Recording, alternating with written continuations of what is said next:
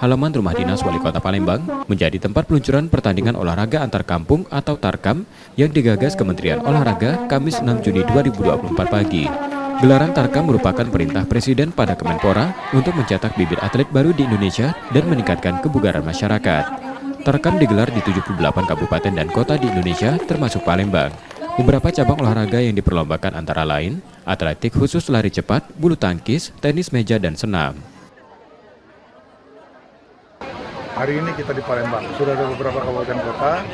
Ini adalah perintah Presiden langsung kepada Menpora untuk melakukan ini. Nomor satu, Presiden menginginkan masyarakat Indonesia bugar. Jadi kita senam seperti tadi. Yang kedua, mudah-mudahan kita ketemu atlet-atlet anak-anak kita yang larinya bagus, olahraganya bagus, akan kita bina di Kemenpora ataupun di daerah sini. Itu tujuannya. Jadi nomor satu, membugarkan masyarakat Indonesia. Nomor dua, kita menemukan atlet-atlet muda yang ada di kota Palembang. Untuk keamanan selama gelaran, pihak kepolisian dikerahkan untuk menjaga agar kejuaraan berlangsung aman dan tertib.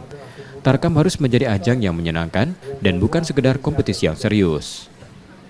Tim Liputan, Kompas TV, Palembang, Sumatera Selatan.